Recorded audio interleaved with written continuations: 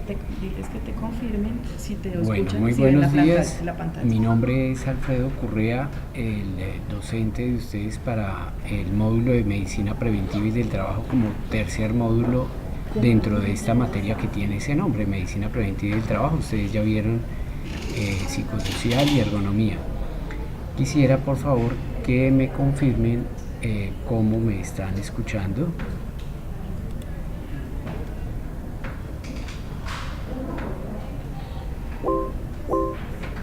Perfecto. Muchas gracias, ahí vi la respuesta, entonces vamos a continuar. Entonces, les decía, mi nombre es Alfredo Correa Tavera, soy médico especialista en salud ocupacional y algunos otros temas hay de auditoría y calidad en salud, de administración en salud. Y entonces, como introducción a esta asignatura, parto yo siempre de la base que ustedes el semestre pasado vieron higiene industrial, como dice ahí, la ciencia encargada de la identificación, evaluación y el control de todos los factores ambientales en el trabajo que puedan tener efectos agudos o crónicos negativos para la salud del trabajador. Entonces, ya cuando llegamos a este tercer módulo de medicina preventiva del trabajo, encontramos que tiene pleno sentido la prevención y la detección temprana de enfermedades laborales, a partir de lo que, vuelvo y les repito, ya vieron el semestre pasado en higiene y seguridad industrial. Por ejemplo, ustedes dentro de riesgos físicos trabajaron el ruido. Acá lo que vamos a hacer es que el ruido va a impactar negativamente en la salud de qué órgano del cuerpo humano, pues en varios, pero principalmente el oído. ¿Produciendo qué? Produciendo hipoacusia. Entonces todo el tiempo vamos a estar trabajando a partir de factores de riesgo. Ese factor de riesgo, ¿a quién impacta? ¿Qué parte del cuerpo? Ese impacto, ¿qué es? ¿En qué se traduce? ¿Qué tipo de alteración se genera? Y conociendo eso, el paso importante nuestro es la vigilancia en salud. A través de cuál examen vamos a vigilar la salud del trabajador que está expuesto a ese factor de riesgo. Entonces, en esta gráfica que ustedes en este momento deben estar viendo, hablamos de cómo los riesgos y peligros que ustedes conocieron a través de cómo se evalúa en higiene industrial, cuáles son las dosis, la frecuencia de exposición. Vamos a ver acá cuál es la vía de ingreso al cuerpo humano, cuál es el órgano blanco, ese es el nombre que se le da a la parte del cuerpo que se va a ver afectada por la exposición al factor de riesgo, cuál es ese daño que se puede producir y si produce efectos agudos o crónicos. Una de las características más importantes de las enfermedades de origen laboral es dos cosas. Uno, que la alteración no se produce de un día para otro. Obviamente que hay excepciones, hay intoxicaciones, hay toxicidades altas, pero por lo general el efecto negativo no es de un momento a otro, es después de mucho tiempo de exposición. Y segunda característica importante es que es irreversible ese efecto negativo. Esas son como las dos características más importantes de las enfermedades laborales y como toda regla tiene su excepción. Pero lo más frecuente es que son en el largo plazo, después de mucho tiempo de exposición, y que son irreversibles. Llévenlo al tema de hipoacusia. Por una exposición a ruido prolongado es que se produce la hipoacusia. Obviamente que puede haber hipoacusia por la exposición a una explosión, pero ese es otro tema diferente. Y quien tiene hipoacusia no recupera. Pues puede utilizar audífonos para mejorar la audición, pero la hipoacusia como alteración ya no se recupera. Nuestro propósito entonces es el de suministrar herramientas a ustedes como futuros especialistas que le permita orientar a los empleadores y trabajadores frente a las consecuencias por la exposición a ambientes laborales no controlados. ¿A quién le corresponde ese control de los ambientes laborales? A la higiene industrial. y desde el punto de vista de accidente de trabajo a seguridad industrial. ¿Para qué? Para que ustedes como especialistas puedan asesorar tanto a las directivas, es decir, los empleadores de las empresas, como a todos los trabajadores en cómo prevenir las enfermedades y cómo detectarlos tempranamente y no cuando ya no hay nada que hacer. Eso es mejorar las condiciones de trabajo. Entonces, la importancia de esta asignatura es que entendamos que en nuestra vida laboral como especialistas es un trabajo interdisciplinario, nadie se las sabe todas, como se dice normalmente. El higienista es quien trabaja en controlar el ambiente de trabajo, de propender por las mejores condiciones de trabajo, obviamente de la mano con el tema de ergonomía, con muchos otros temas, y el salubrista es quien se encarga de la vigilancia en salud de esos trabajadores que están expuestos a ese factor de riesgo. Y seguido a esto va todo el tema de los programas de rehabilitación integral cuando ya se ha tenido algún tipo de alteración en la salud, y entonces es una vigilancia permanente en salud a través de los programas o sistemas de vigilancia epidemiológica. Ya ustedes han visto la definición de enfermedad laboral, aquí solamente se presenta a manera de recuento de manera muy rápida, como la enfermedad que es contraída como resultado de la exposición a factores de riesgo inherentes a la actividad laboral o del medio en el que el trabajador se ha visto obligado a trabajar. Para esto hay una tabla de enfermedades laborales que vamos a mencionar ahora más adelante algo, pero en todo caso alguna enfermedad que no aparezca en esa tabla se puede configurar como una enfermedad de origen laboral en la medida en que se demuestre la relación de causalidad, ojo con el término, no es casualidad, es causalidad con los factores de riesgo ocupacionales. Ya vamos a ver ahora enseguida ese tema de causalidad. Ese decreto 1477, que es el que hoy en día tiene definida esa tabla de enfermedades laborales, y en cualquier momento pues puede ser otro decreto, pero por ahora es el que está vigente, se habla de que tiene una doble entrada, es decir, una entrada es a partir de los agentes de riesgo. ¿Para qué? Para facilitar la prevención de enfermedades. Entonces habla de los riesgos físicos y dentro de esos el ruido, la iluminación, las vibraciones, temperaturas extremas, presiones anormales, y por otro lado tiene como entrada, como otro anexo, otra forma de ver lo mismo, son los grupos de enfermedades, es decir, las enfermedades del sistema neurológico, del sistema de sangre hematopoyético, del sistema digestivo. Entonces es la otra óptica de ver lo mismo en los dos tipos de tablas que hay, uno es del agente de riesgo y el otro es de la consecuencia a partir de los órganos del cuerpo humano.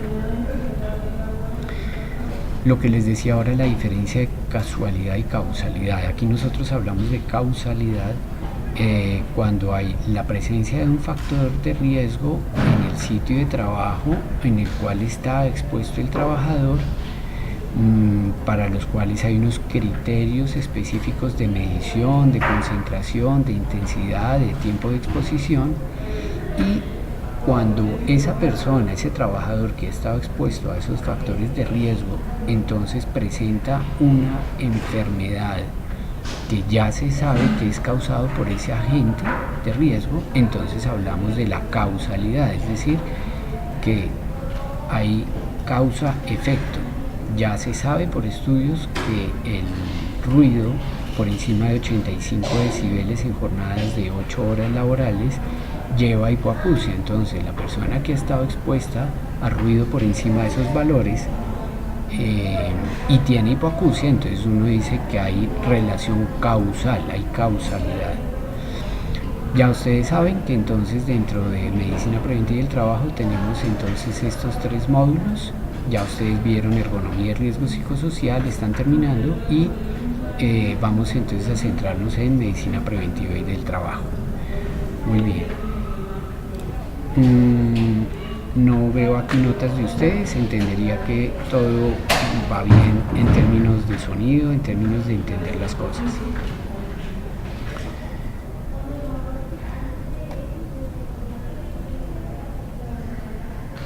Bueno, vamos a iniciar entonces nuestra materia ya en forma con antes de los riesgos biológicos. Vamos a hablar de un tema muy importante que son los exámenes médicos ocupacionales.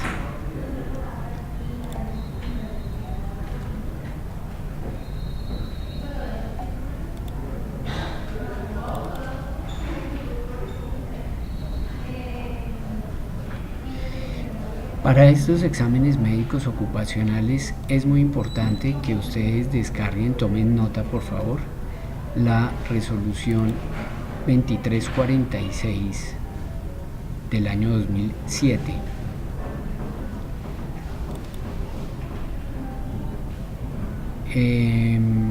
Esa resolución 2346 del año 2007 vamos a repasarla muy rápidamente, pero quiero que quede muy claro, ustedes deben descargarla y no se trata de ojearla ni leerla, se trata de estudiarla. Y no son muchas las normas que en este módulo vamos a ver, son 3 o 4, pero esta la van a estudiar, no la van a ojear ni a leer.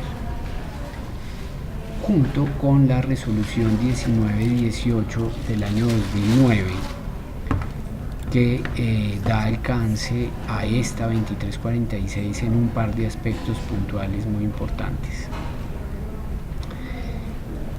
Esta resolución 2346 del año 2007 entonces define todo lo relacionado con los exámenes médicos ocupacionales e hizo unos cambios respecto a lo que antes de ese año 2007 se venía manejando. Entonces, ¿a quién le aplica esta norma? En principio a todo tipo de empresas y de entidades y de EPS y de IPS. Hay algunas definiciones que para quienes no están en el ámbito de la salud, muchos de ustedes vienen de ingeniería, de carreras administrativas y otros sí del área de la salud en general. Para quienes son del área de la salud me disculparán que entro en mucho detalle que es necesario para las personas que no son en este campo y no manejan la terminología. Como por ejemplo es importante entender que la parte del examen médico ocupacional en el cual se hace interrogatorio a la persona, se le pregunta a usted qué se ha enfermado en su familia, qué enfermedades ha habido, usted qué vacunas le han aplicado. Todo ese interrogatorio se llama anamnesis. Y un segundo componente del examen médico ocupacional es el examen físico, es decir, donde se examina a la persona. Define exposición a un factor de riesgo, define índice biológico de exposición. No vamos a ver una a una acá de estas definiciones, ustedes las van a estudiar. Yo les hablaba anteriormente del órgano blanco, es decir, órgano del cuerpo al cual tiene afinidad un determinado elemento o sustancia. Así como el ruido puede generar alteraciones en muchos de los órganos del cuerpo, el órgano blanco, es decir, el principal, es el oído. Otro término importante, el perfil de cargo o lo que ustedes pueden conocer como profesiograma. Entonces, ese es un documento que tiene el conjunto de demandas, de requerimientos físicos, mentales y las condiciones específicas que lo determina ¿quién? El empleador. Es decir, un perfil de cargo o un profesiograma, si lo quieren llamar así, eso no lo venden en una papelería. Para el cargo de secretaria uno va y pide en Panamericana, no, eso hay que fabricarlo, hay que elaborarlo para cada empresa, el perfil de cargo y para cada cargo, porque el nombre de un cargo, por lo que les decía ahorita de secretaria en una empresa, pues puede ser lo que uno normalmente conoce de contestar el teléfono, escribir cartas, atender al gerente, pero en otra empresa puede tener actividades y exposiciones a factores de riesgo muy diferentes.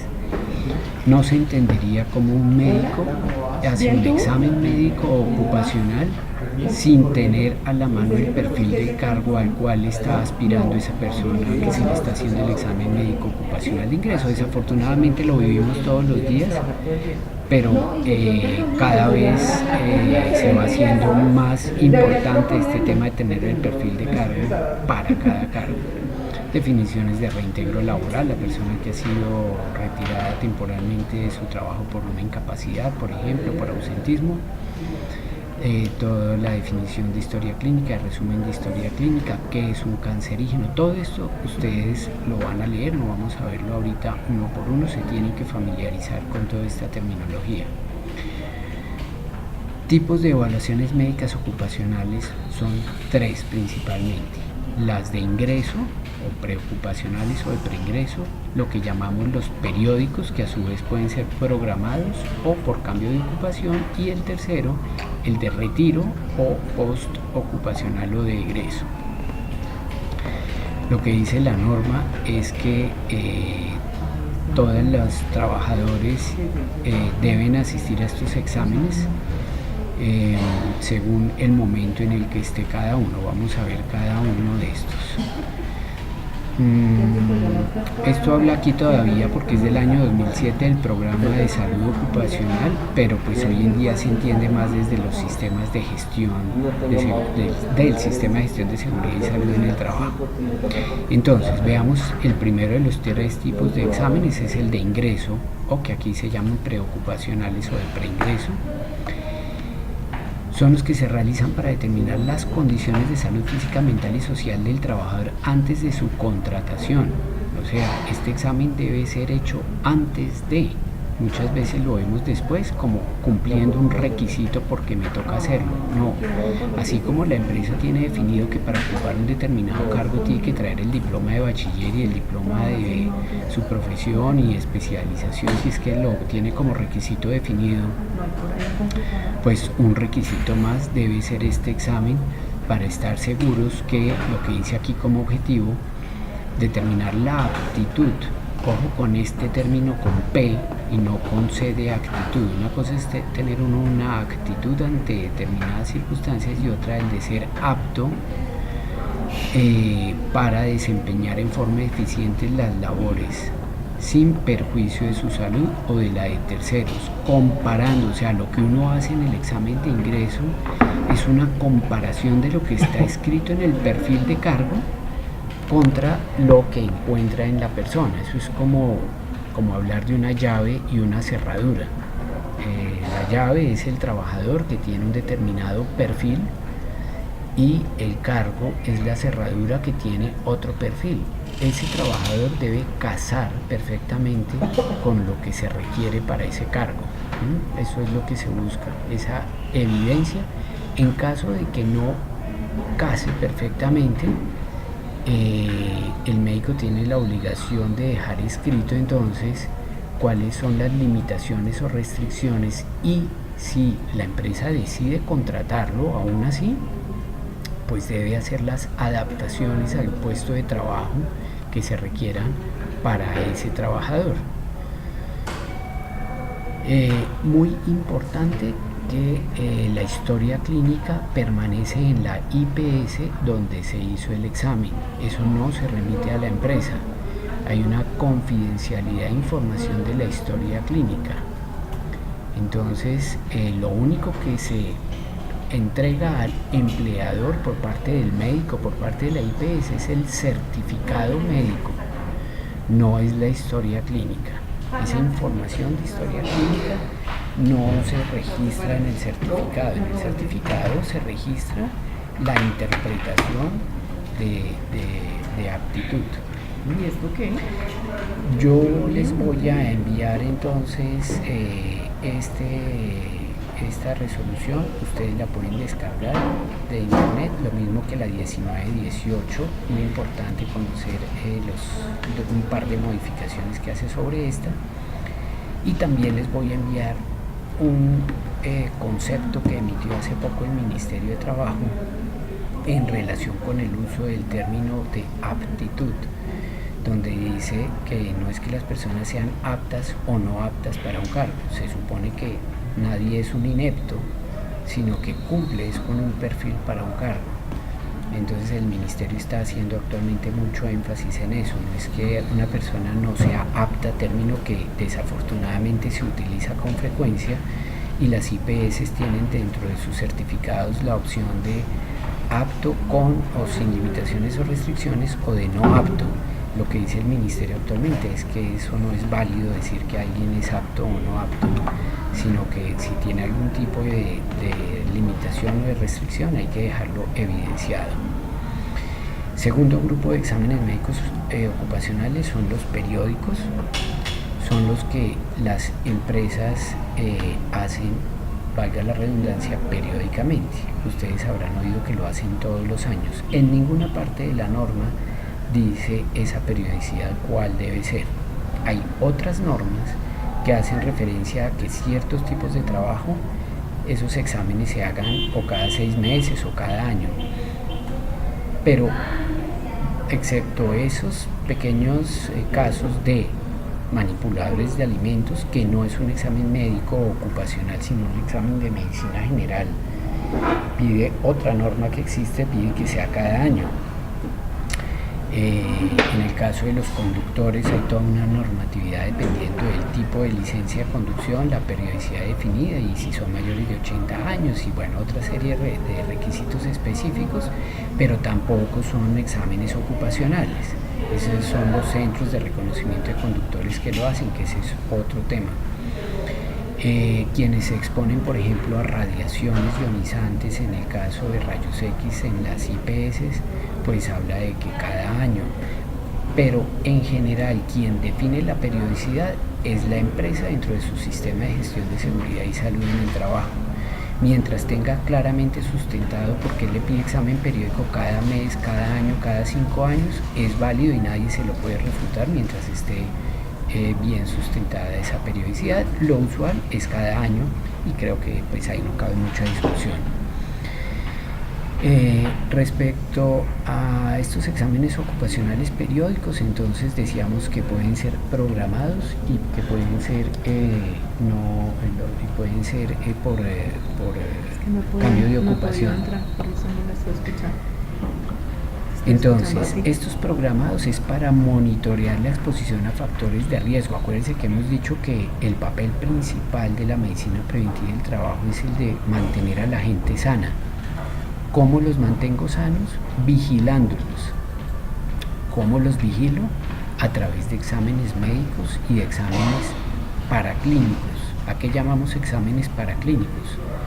A lo que se apoya el médico para hacer una evaluación completa, es decir, el médico hace el examen médico, pero adicional a eso, el médico querrá ver que el que está expuesto a ruido le hagan audiometría y ver cómo se está comportando el oído a través de la audiometría. El que se expone a ciertas sustancias químicas pues querrá ver si hay cambios o no dependiendo de la sustancia química en el cuadro hemático, en el parcial de orina, en pruebas sanguíneas para evaluar el funcionamiento de los riñones, del hígado. Y entonces aquí entramos en un tema muy importante y muy discutido. Yo quisiera preguntarles a ustedes en este momento qué tipo de exámenes han oído que se le hace a una persona que va a entrar a trabajar o en los exámenes periódicos. Si me pueden escribir, por favor, qué tipo de exámenes han oído que se les hace a estas personas.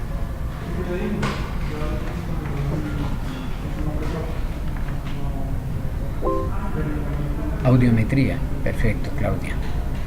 Dices tú, la audiometría. Sí, la audiometría se le hace a las personas que están o van a estar expuestas a ruido para ver cómo está el oído. Después en otra de las videoclases vamos a hablar específicamente de audiometría. Sin embargo, encuentra uno que le hacen audiometría a muchos otros trabajadores que no están expuestos a ruido. Pongo un ejemplo, una oficina de abogados muy silenciosa, entapetada en el mejor sitio de la ciudad, y dice uno, ¿y para qué le hacen audiometría? Pues yo la verdad no lo sabría. También me dicen acá ustedes, exámenes oftalmológicos. El examen oftalmológico es el que hace el médico especialista en oftalmología. Digamos que puede ser más común hacer examen optométrico o visiometría. Más adelante vamos a hablar de estos exámenes. Digamos que esa parte de ojos tiene un componente y una característica un poco diferente a los demás en el sentido de, y me hago un adelanto, una miopía, un astigmatismo, una hipermetropía, términos que deben ser conocidos por todos ustedes, no son producidas por el trabajo. Esos son alteraciones visuales heredados, pero es muy importante evaluarlos para que haya un buen desempeño laboral, para evitar accidentes de trabajo, para evitar reprocesos por una mala vergüenza visual. Me hablan ustedes específicos de seguridad privada. Ok, hay otra reglamentación específica, hay centros de reconocimiento licenciados, llamémoslos así, para hacer exámenes a quienes hacen porte de armas. Ese no es un tema ocupacional como tal. Este de armas, lo mismo que sucede con el de conductores. Yo no entiendo por qué, pero pues esa es la norma legal colombiana. Como hay centros de reconocimiento para conductores, cuando en muchos de los casos ser conductor es un oficio, cuando en muchos de los cargos de portar armas es un oficio, pero no lo hacen médicos especialistas en salud ocupacional, en seguridad y salud en el trabajo, sino médicos generales. Esa es la norma colombiana, no la vamos a discutir acá. ¿Qué otro tipo de exámenes han oído ustedes? Seguramente han oído hacer serologías. ¿Para qué es una serología? Una serología se utiliza en medicina clínica para evaluar si la persona tiene una enfermedad de transmisión sexual que se llama sífilis. El hecho que ese examen salga positivo o reactivo, como se llama en este caso, no necesariamente quiere decir que la persona sí tenga sífilis, porque es que puede haber falsos positivos. Ese es un término que se utiliza en medicina, falsos positivos y falsos negativos. Un falso positivo es que el resultado sale positivo, pero no tiene la enfermedad. Un falso negativo es que sí tiene la enfermedad, pero el reporte es negativo. Eso sucede en todas las pruebas en medicina, todas tienen un porcentaje de falsos positivos y de falsos negativos. En el caso de la serología es relativamente frecuente que ocurra esto.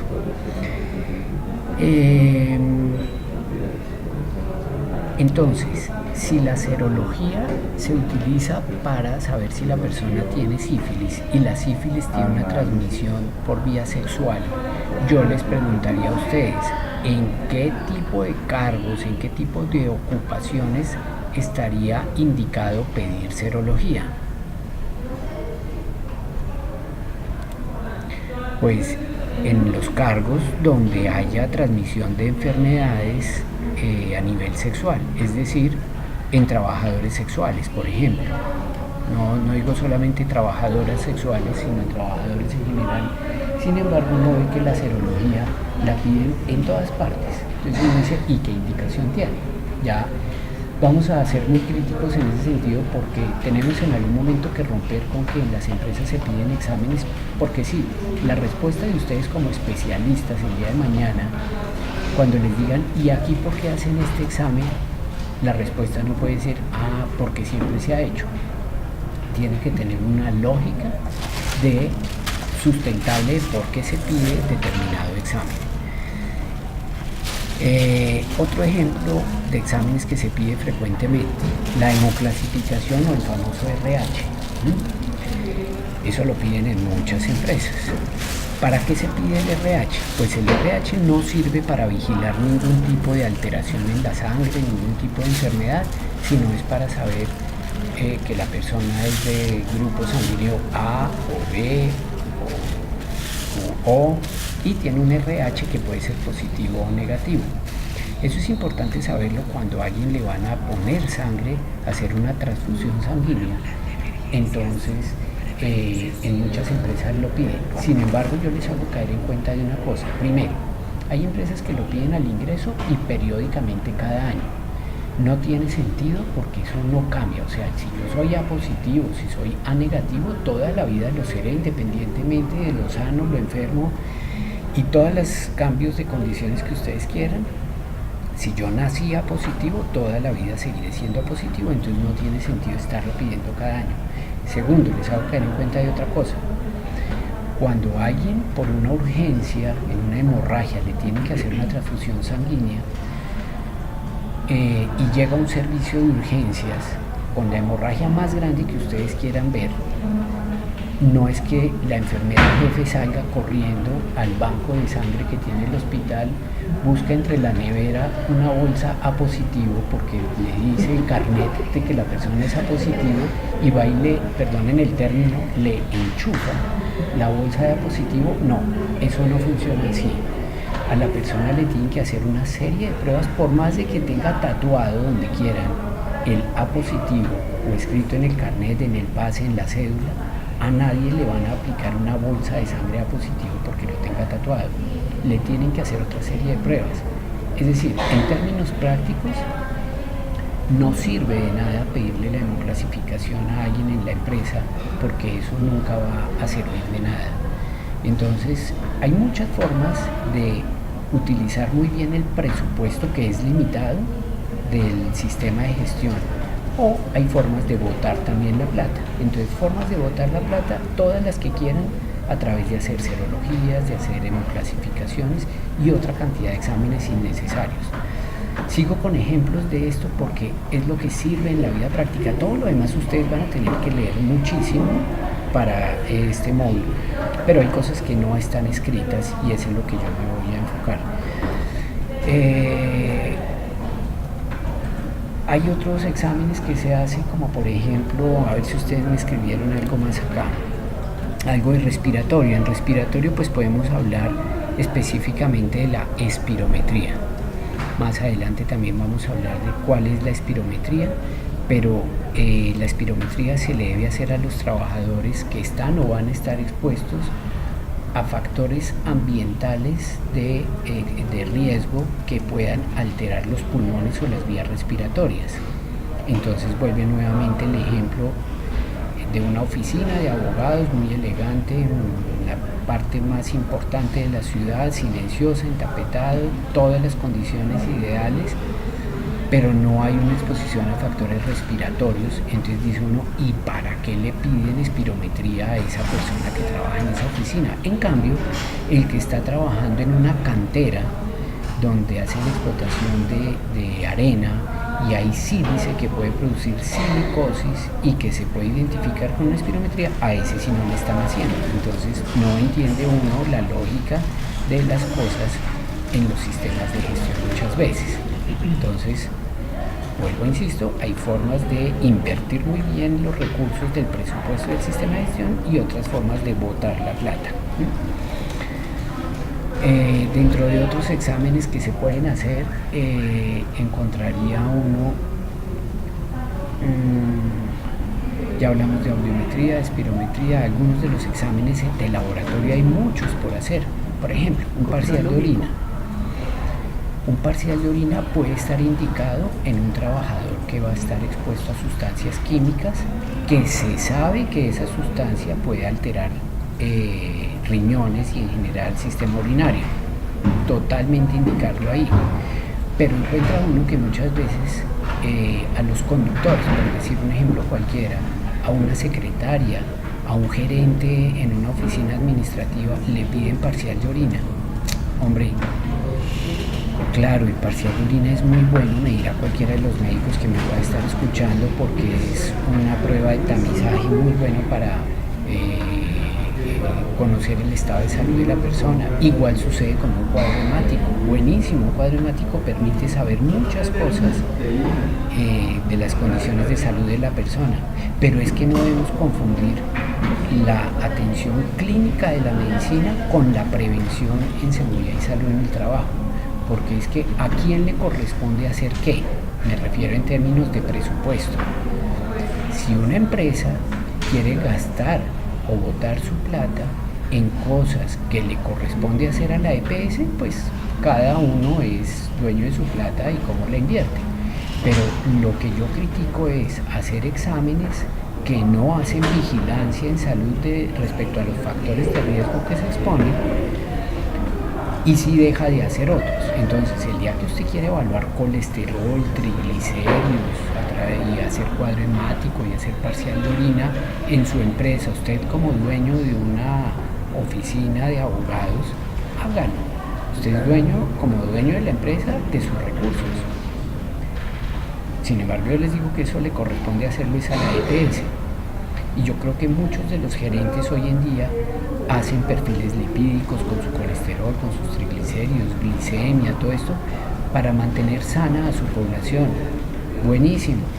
Pero ¿cuál es el factor de riesgo que le va a alterar los niveles de glicemia, los niveles de colesterol, de triglicéridos? Ustedes me responderán, el estrés. Sí, claro. Está comprobado que el estrés puede generar alteraciones de este tipo. Pero ¿qué pesa más como factor de riesgo? ¿El estrés o la herencia? Quien sea médico me va a responder que es la herencia.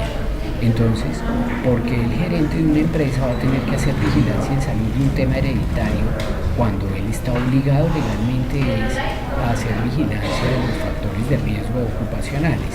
Dejo esa inquietud planteada. Bueno,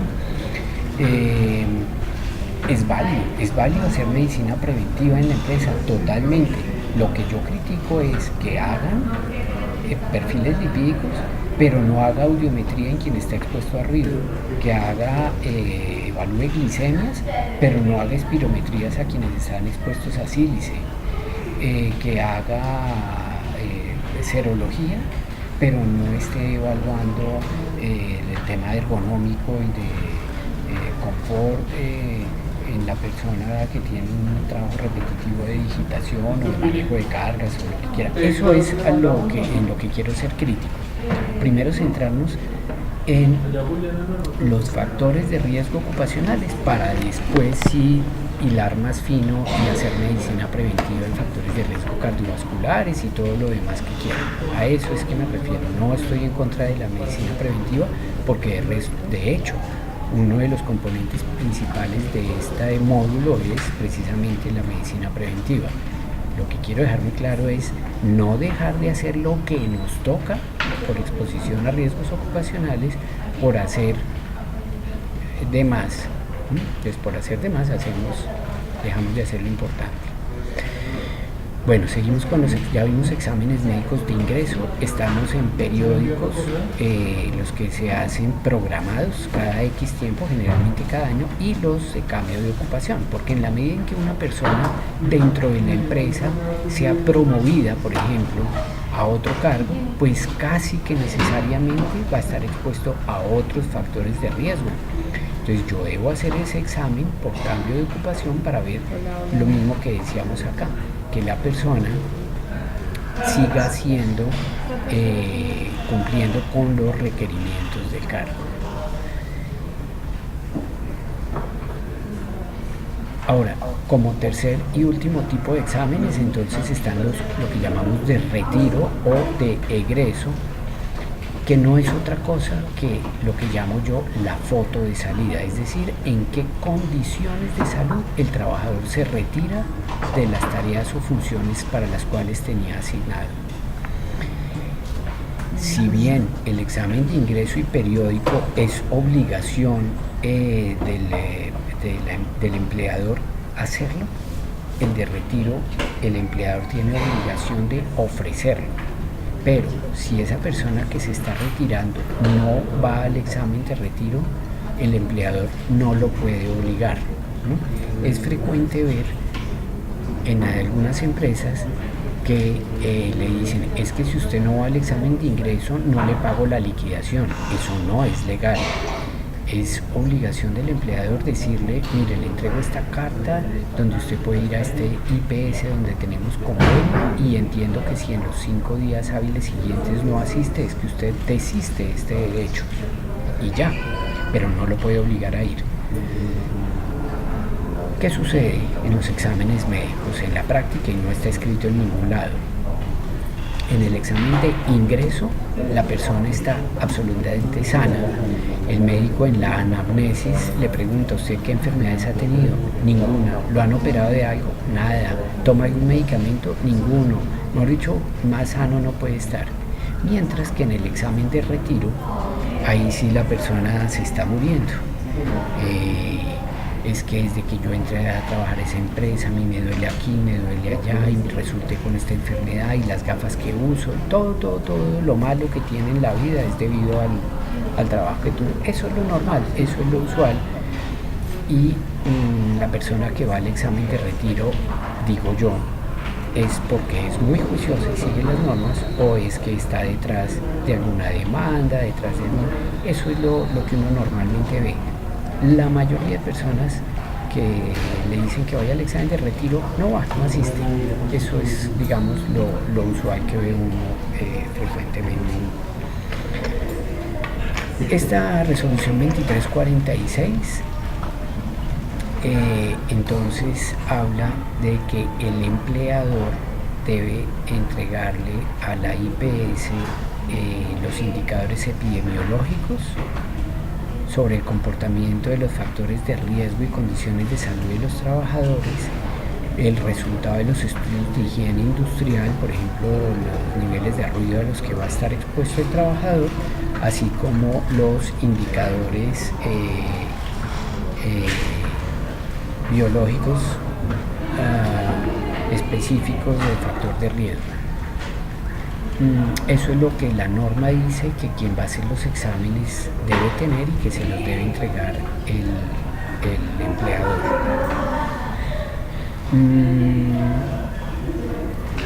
Define, y no lo vamos a ver acá, el contenido de la evaluación médica. Debe tener todas estas variables, lo que el médico pregunta, y debe quedar registrado en la historia clínica.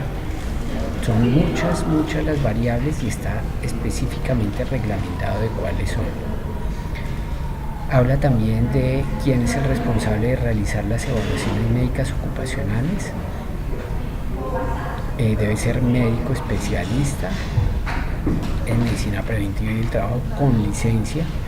Ve uno muchas veces en la práctica un desafortunado evento, y es que el médico que hace el examen es un médico general, no especialista, pero quien lo firma es el que tiene la licencia.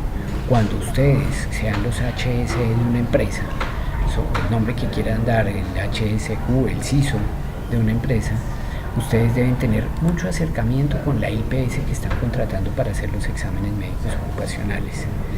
Y parte de ese acercamiento es validar quién realmente está haciendo los exámenes médicos, si es un médico especialista o están poniendo un médico general, obviamente sin licencia, pero quien firma es el de la licencia. Eso no es legal. Ustedes deben vigilar muy bien eso, porque es que la óptica que tiene, la forma de ver las cosas que tiene el especialista, pues es porque ha pasado por un proceso como el que están ustedes en este momento haciendo la especialización. Aquí da unas excepciones para ciertos departamentos. Esto estamos hablando del año 2007. 11 años después, ya digamos que no hay departamento en Colombia en el cual no haya un especialista en seguridad y salud en el trabajo, en salud ocupacional. Entonces ya digamos que no aplica esta excepción que se da acá, de que si no hay un especialista, entonces es válido el médico general con 2 años de experiencia.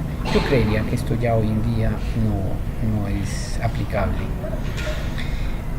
Ojo con esto, el médico evaluador deberá entregar al trabajador copia de cada una de las evaluaciones médicas ocupacionales practicadas, dejando la respectiva constancia de recibo. En términos prácticos, cuando uno se pone, por ejemplo, a imprimir la historia clínica y cada uno de los resultados de laboratorio y de audiometrías y espirometrías, pues muchas veces lo que dice el paciente que está al frente: ay, no, a mí no me entregue eso, que yo con eso no hago nada. Entonces, pues para no botar papel y hablar en términos prácticos, pues uno puede preguntarle antes que si quiere copia de sus exámenes o no, pero lo que uno ve en muchas IPS es que el paciente pide copia de sus resultados porque, por ejemplo, el médico le dice, oiga, el colesterol lo tiene alto, tal examen está un poquito alterado, haga seguimiento por la EPS. Pues claro, para ir por la EPS pues lo ideal es llevar esos resultados. Entonces la IPS dice, no, yo a usted no le entrego copia. Sí, está obligado. ¿La historia clínica de quién es? La historia clínica es del paciente. ¿Que la IPS tiene la obligación legal de hacer la guardia y custodia? Sí, pero quien es dueño de su historia clínica es cada paciente, por lo tanto la IPS está obligada a entregar copia, ¿sí? Claro, puede definir un procedimiento, no es que necesariamente se lo tenga que entregar inmediatamente, puede ser unos días después, puede haber una solicitud, todo lo que quieran, pero no puede haber negación de entrega de la historia clínica. Valoraciones complementarias se refiere a los exámenes de laboratorio, audiometrías, espirometrías que deben estar hechas de acuerdo con la exposición a los factores de riesgo. Debe haber, aquí lo dice, para realizar las pruebas o valoraciones complementarias se necesita el consentimiento informado por parte del trabajador. Eso lo dice la norma. ¿El consentimiento informado qué es? El consentimiento informado es que a la persona, antes de hacerle la prueba, le expliquen y le digan, miren, le vamos a hacer una audiometría o le vamos a tomar una muestra de sangre que se hace de tal y de tal y de tal manera. Con lo que buscamos es que podemos hacer vigilancia, toda la explicación de por qué lo piden y también le expliquen los riesgos que puede haber. Acá los riesgos, pues en general, realmente no son riesgos importantes de salud en términos, pues digamos a diferencia de una cirugía, ¿no? Cuando a alguien le van a hacer una cirugía también tiene que tener el consentimiento informado y explicarle que hay un riesgo de hemorragias, un riesgo de infecciones, un riesgo de complicaciones que lo pueden llevar a tales grados e inclusive a la muerte. Aquí pues realmente el riesgo de una audiometría, de una espirometría es muy bajo. Digamos que el principal riesgo es que sea un falso negativo, es decir, que pueda tener una enfermedad, pero por el tipo de prueba pueda salir negativo el resultado o un falso positivo, o en una toma de sangre pues puede haber en el pinchazo, en la toma de la sangre como tal, en la venopunción, pues puede haber un hematoma, es decir, lo que le llamamos comúnmente un morado, ¿sí? Una equimosis. Digamos que eso es como casi que lo máximo que puede pasar, pero hay que hacerlo. Muchas veces el consentimiento informado se convierte en un firme aquí. Eso no puede ser. El firme aquí viene después de toda la explicación y entonces usted acepta o no acepta hacerle el examen. Acepte o no acepte, marque que sí o que no y ahí sí firme aquí, pero no es el firme aquí sin ningún tipo de explicación. La resolución, otra que les digo, la 1918 del año 2009, modifica entre otros este artículo 11 porque aquí hay un error que duró el ministerio 2 años en corregir, en el sentido de decir que las EPS, las entidades promotoras de salud, deben contar con médicos especialistas y que son los que deben hacer la archivo de la historia clínica. Eso es un error. El archivo de la historia clínica la debe hacer la IPS que hizo los exámenes médicos ocupacionales. Encontrarán también acá que si en el examen se encuentra alguna alteración en salud, pues se debe remitir a la EPS o a la ARL respectiva, especialmente a la EPS. Que las evaluaciones deben ser específicas según los factores de riesgo a los que se expone el trabajador. Eso es clarísimo en muchos sentidos, pero fíjense que en un momento dado no es solamente criticable, sino también podría ser de alguna manera castigado el de utilizar mal los recursos del presupuesto del Sistema de Gestión de Seguridad y Salud en el Trabajo, de ponerse a hacer exámenes que no son para vigilar la salud del trabajador de acuerdo con la exposición a factores de riesgo. Aquí define todo lo que es la historia clínica ocupacional, el contenido mínimo de la historia clínica, muchísimas variables, la confidencialidad, la reserva de la información que hay en la historia clínica. Hay solamente 4 tipos de solicitudes que se puede hacer la comunicación o dar a conocer el contenido de la historia clínica por orden de autoridad judicial, es decir, un juez o la fiscalía, mediante autorización escrita del trabajador interesado, por solicitud del médico o prestador de servicios de salud ocupacional durante la realización de cualquier tipo de evaluación médica, previo consentimiento del trabajador y por la entidad o persona competente para determinar el origen o calificar la pérdida de capacidad laboral. Es decir, ojo con esto, cuando en una empresa están calificando el origen de una enfermedad, es decir, que si el origen es laboral o es común, entonces la ARL o la EPS o el fondo de pensiones puede pedir la información para precisamente el examen médico de ingreso de hace un año o hace 10 años o hace 20 años y los exámenes periódicos de cada uno de los años siguientes a su ingreso. Eso lo puede pedir esa entidad. Y entonces la entidad lo solicita ¿a quién? Al empleador, y el empleador a la IPS que en ese momento hizo los exámenes. Esa IPS está obligada a entregar la información previo consentimiento informado del trabajador, no porque el empleador lo pide y yo le entrego la historia al empleador. No puede ser, porque la historia clínica tiene información confidencial que no debe estar en manos del empleador. Se le debe entregar al trabajador o directamente a la EPS, o podría ser al empleador, pero con el consentimiento informado del trabajador.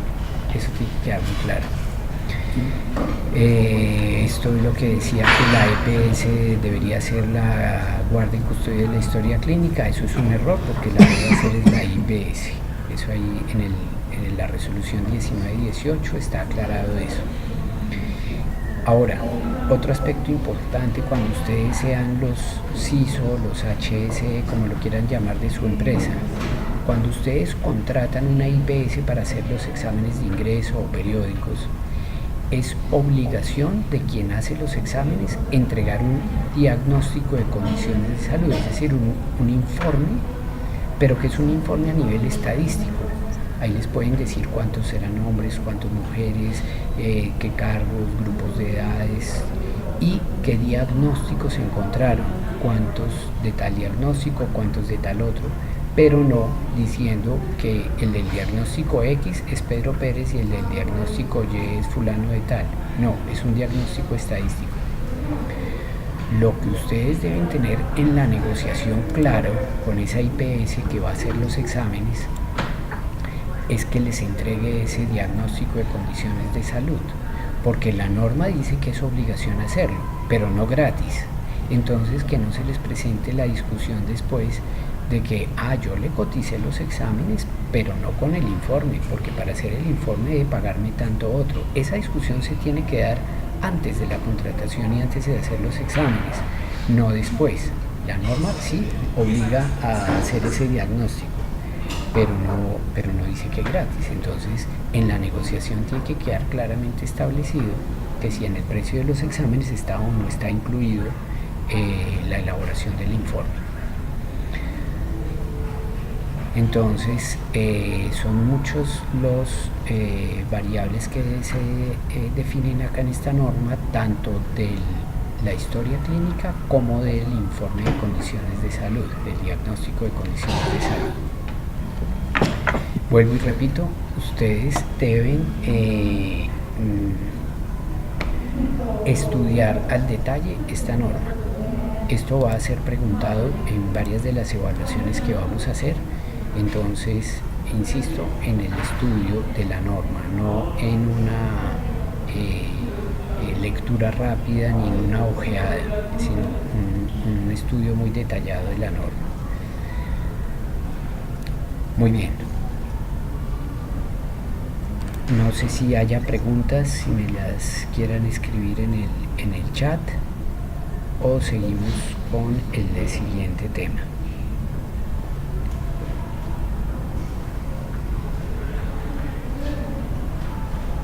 Bueno, no veo preguntas acá, entonces seguimos ahora con lo que les había comentado de riesgo o peligro biológico. Yo les puedo hacer llegar esta presentación para que la puedan estudiar también con detenimiento. Aquí hay unas definiciones de que un factor de riesgo biológico es el conjunto de microorganismos. Toxinas no quiere decir que sea la única definición que haya, ustedes pueden encontrar otras definiciones. Entonces, conjunto de microorganismos, toxinas, secreciones biológicas, tejidos y órganos corporales humanos y animales presentes en determinados ambientes laborales. Es decir, lo que quiero aclarar es que factor de riesgo biológico no son solamente virus, bacterias y otros microorganismos que sean vistos al microscopio, sino que un factor de riesgo biológico puede estar dado también por un insecto o puede estar dado por un caballo, un perro, un gato o cualquier otro tipo de animales invertebrados. No son solamente entonces virus y bacterias, sino también puede ser el pelo o la caspa de un animal que desencadena no solamente infecciones, sino también reacciones alérgicas, como puede suceder también con una planta, como sería la que conocemos como, por dar un ejemplo, la pringamosa, que tiene unas espinas y genera unas reacciones alérgicas. Eso también es riesgo biológico. La mordedura de una serpiente o de un perro. Acuérdense que las serpientes, las culebras no pican, sino muerden. Eso también es riesgo biológico. Y el término de bioseguridad es el conjunto de medidas preventivas destinadas a mantener el control de los factores de riesgo laborales, mantener todas las medidas. ¿Ustedes qué medidas de bioseguridad conocen, por ejemplo, en un hospital? ¿Qué se les ocurre? Piensen en el personal de salud que atiende en un servicio de urgencias de un hospital. Pues ustedes ven guantes, ven tapabocas, el peto cuando hay exposición en lavados y cosas de estas. Son muchos las normas de bioseguridad que hay, como por ejemplo, no solamente elementos de protección personal. El solo hecho de hacer lavado de manos, eso es una norma de bioseguridad. El hecho de que al trabajador de la salud le exija tener unas ciertas vacunas, por ejemplo hepatitis B, eso es bioseguridad. El de manipular o no manipular determinadas sustancias y de una determinada forma, eso es bioseguridad. Cuando en un hospital se utilizan agujas, jeringas, hojas de bisturí, esos son elementos cortopunzantes que deben tener un manejo específico para evitar pinchazos. Todo eso es bioseguridad. ¿Qué tipos de actividades tienen exposición a riesgo biológico? Pues, hombre, no solamente clínicas y hospitales y laboratorios clínicos. Están todos estos que ustedes ven acá. Trabajar en producción de alimentos, hay mucha exposición a riesgo biológico. Quien trabaja en lo que llamamos una planta de sacrificio o lo que llamamos matadero, ese animal, esa vaca, puede tener una serie de microorganismos que al entrar en contacto con la persona que está haciendo todo el proceso de sacrificio y de desposte del ganado, pues puede adquirir enfermedades a través de esto. Entonces, todos esos trabajos agrarios, el que ordeña la vaca, el que hace la marcación del ganado, el que siembra y se expone al material particulado en la siembra, en la recolección de la papa, por ejemplo. Todo esto lleva a exposición a factores de riesgo biológico. Eliminación de residuos, todo el que trabaja con lo que llamamos las mal llamadas basuras. Disposición de aguas residuales. ¿Quién trabaja con aguas residuales? Pues los que trabajan con temas de alcantarillado, la descarga después de los viajes de los aviones, las baterías de baños portátiles. Todas estas personas manejan aguas residuales y están expuestos. Encuentran ustedes ahí el término precauciones universales, que son todas las medidas de control para prevenir transmisión de enfermedades, que desafortunadamente está muy centrado en prevenir transmisión del virus de la inmunodeficiencia humana, el VIH, SIDA, virus de hepatitis B, virus de hepatitis C, pero en general son todas las actividades que llevan a prevenir cualquier tipo de enfermedad. Hay aquí algo entre comillas: todos los pacientes, hablando de en una clínica, hospital, en un laboratorio clínico, todos los pacientes y sus fluidos corporales, independientemente del diagnóstico de ingreso o motivo por el cual haya entrado al hospital o clínica, deberá ser considerado como potencialmente infectante. Es decir, hasta hace unos pocos años se consideraba y se tenía mucho cuidado, entre comillas, y se rotulaban las muestras de sangre y la misma cama del paciente como cuidado, mucho riesgo, paciente de la cama 5, que es el que es VIH positivo. No, hoy en día no tenemos que tener cuidado y precaución porque sabemos que es el Pedro Pérez de la cama 5 que es VIH positivo. No, toda muestra biológica, todo paciente debe ser manejado para proteger la salud del trabajador de ese sector, sea médico, enfermería, sea la profesión que sea del sector salud que atiende pacientes. No importa qué paciente sea, no importa qué diagnóstico tenga ese paciente, debe ser manejado con medidas de bioseguridad al máximo. Ya habíamos visto esto de las... y los fluidos de precaución universal. Esto es algo que existe, puede uno estar de acuerdo o no de por qué solamente esto, y volvemos nuevamente a la prevención de VIH, hepatitis B, hepatitis C, que es muy sesgado a algo cuando son muchísimas las enfermedades que se pueden transmitir.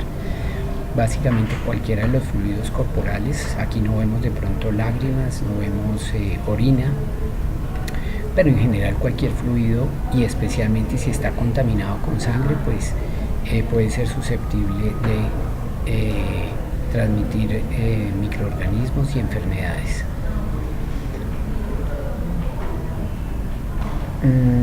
Entonces esto hace parte de las precauciones universales que hablábamos para evitar la transmisión de enfermedades.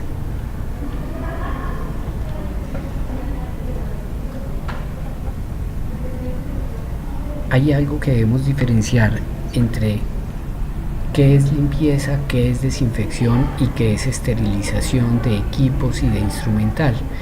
Entonces limpieza es remover organismos y suciedad, es decir, es, en otras palabras, el lavado de los equipos y del instrumental, hablando en la parte de IPS, pero puede ser aplicable a cualquier otro ambiente, de tal manera que disminuyamos la biocarga, es decir, la cantidad de residuos y de contaminación microbiana que puede haber al estar un instrumental que estuvo en contacto con sangre o con diferentes tipos de secreciones de un paciente, sea humano o sea también animal.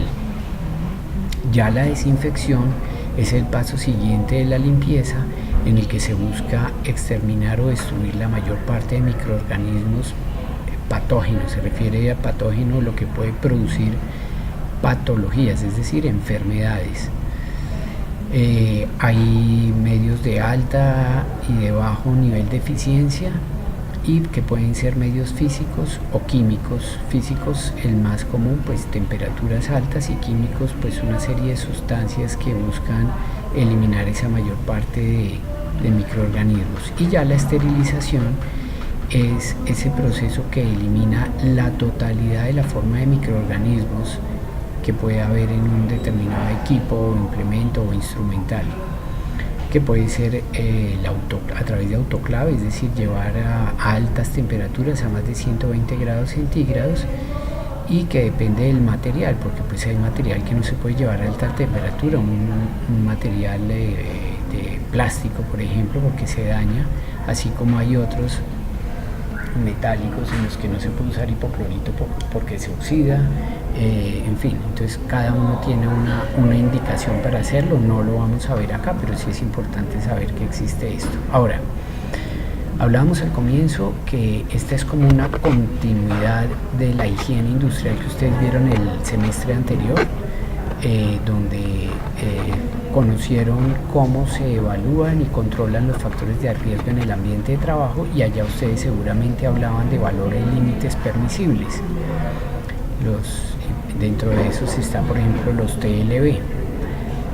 Específicamente en riesgo biológico no hay TLB, no hay valores límites permisibles, por las razones que están ahí escritas.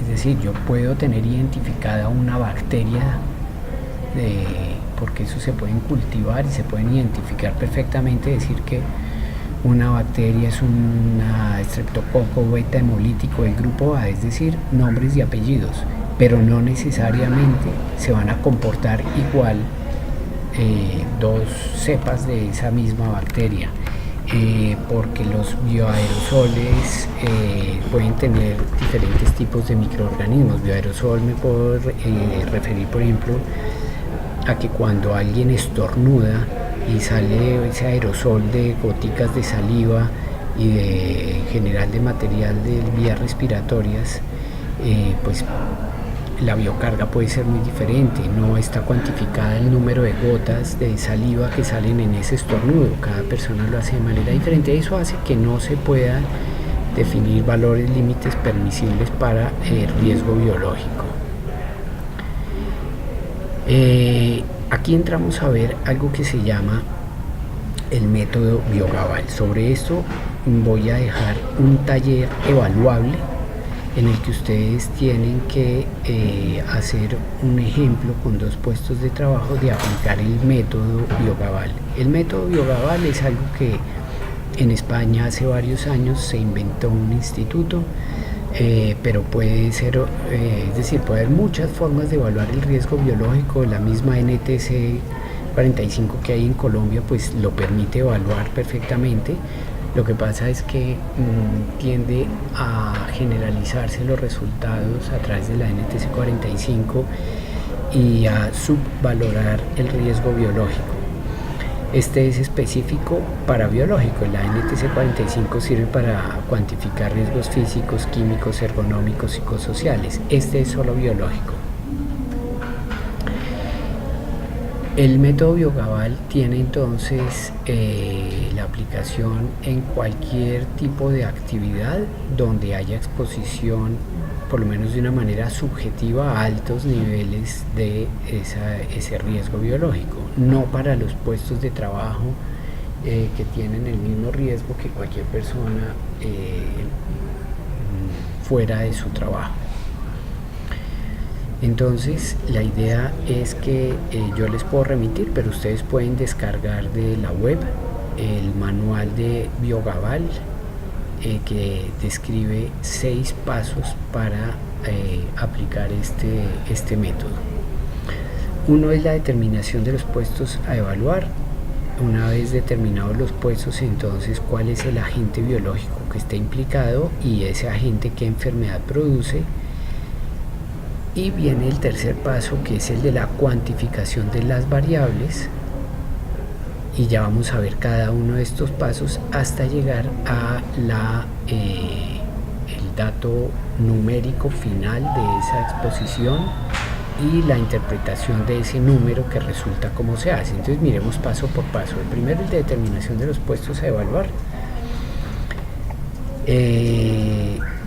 Se define entonces cuáles son los puestos, es decir, este método no está diseñado para aplicarlo en la empresa completa, está diseñado para aplicarlo en los puestos de trabajo donde mayor exposición a riesgo biológico se tenga.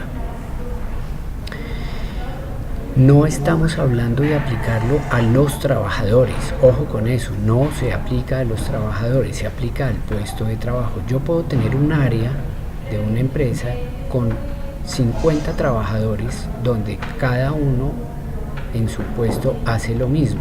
Yo preguntaría, ¿cuántos puestos de trabajo tengo ahí? Tengo un puesto de trabajo con 50 trabajadores que hacen lo mismo. No tengo 50 puestos de trabajo, tengo uno solo, porque todos hacen lo mismo, se exponen a los mismos factores de riesgo, están en el mismo ambiente de trabajo, entonces tengo un puesto de trabajo. Cuando yo tengo un trabajador o un puesto de trabajo que hace varias actividades, entonces debo evaluar la más desfavorable desde el punto de vista de exposición a riesgo biológico. Por ejemplo, en un laboratorio clínico está el puesto de trabajo de la bacterióloga como cargo, que hace de 6 a 8 de la mañana toma de muestras de los pacientes, de 8 a 10 procesa las muestras y por la tarde hace trabajo administrativo. Entonces son realmente 3 puestos de trabajo. Si lo quiero ver como uno solo, pues voy a evaluar solamente el más desfavorable, es decir, no voy a tomar el administrativo, tomaría el de procesamiento de las muestras o el de la toma de muestras para esa evaluación. Dice que los trabajadores que por su actividad no están expuestos a un riesgo adicional de infección con relación al resto de la población no debe ser considerado en el estudio. Es decir, si yo tengo la recepcionista de la oficina de abogados que hablamos hace un rato, yo no voy a partir del supuesto de que la recepcionista, por el hecho de que es quien atiende a los mensajeros, atiende a quien llega a visita a la empresa, atiende a todo el que llega a la oficina, yo no voy a decir que esa persona tiene una alta exposición a riesgo biológico, porque termina siendo el mismo exposición a riesgo biológico o menor que el que viaja en un medio de transporte como es Transmilenio aquí en Bogotá, ¿no? Entonces, ese trabajador tiene el mismo o menor nivel de exposición a riesgo que el común de la gente que está por la calle. Este método está diseñado para los cargos con alta exposición a riesgo biológico.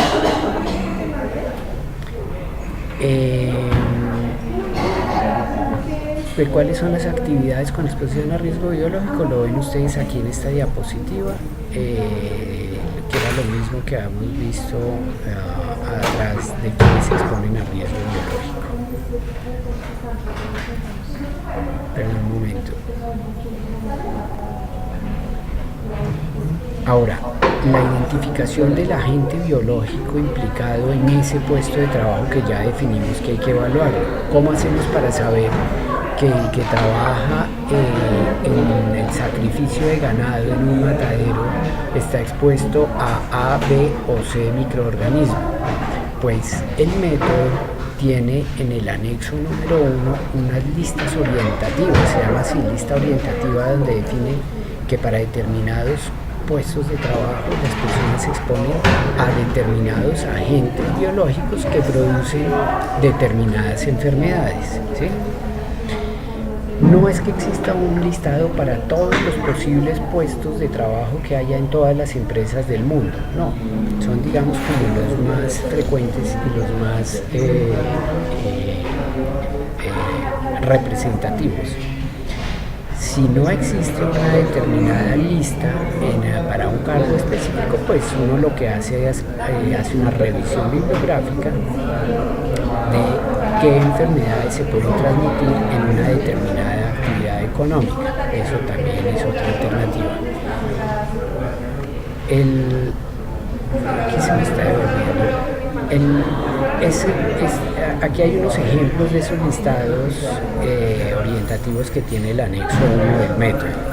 Entonces dice que quien trabaja en industria de alimentación puede estar expuesto a enfermedades zoonóticas o de zoonosis y no zoonosis. ¿Qué es una zoonosis? Es una enfermedad transmitida de los animales a las personas, como puede ser cualquiera de estas que ustedes ven acá. El carbunco, que es producida por el Bacillus anthracis, pero puede estar también la toxoplasmosis, que ustedes la habrán oído más frecuentemente, producida por este agente que se llama el toxoplasma, SPP, y puede haber enfermedades no transmitidas por animales, o sea, las no zoonóticas, como puede ser la candidiasis, que es un hongo, que es la Candida albicans. Hay más ejemplos.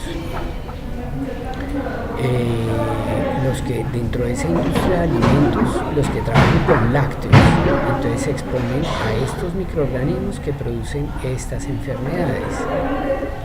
Los que trabajan en industria de carnes, en conservas, hay muchos ejemplos. El que trabaja en unidades de residuos, es decir, el que trabaja con basuras. Trabajar con basuras implica exponerse a muchísimos agentes biológicos y cada uno de esos pues produce una determinada enfermedad. Ese era el segundo paso. El tercer paso de los 6 que tiene el método es la cuantificación de las variables. Aquí es donde vamos a dar una puntuación a un determinado cargo que se expone a un determinado agente o factor de riesgo biológico. Es decir, quien trabaja, es decir, para cada uno de los agentes biológicos que veíamos acá, hay que desarrollar esta puntuación. No es que uno desarrolle la puntuación para todos los virus y bacterias que se exponen, no, toca uno por uno. Esta cuantificación de las variables tiene varios componentes. El primero es la clasificación del daño. Yo puedo decir que una bacteria, un virus determinado que produce una enfermedad, esa enfermedad puede tener o no tener secuelas y que puede generar incapacidades de más o de menos de 30 días o la muerte. Para que sea más claro voy a poner un ejemplo.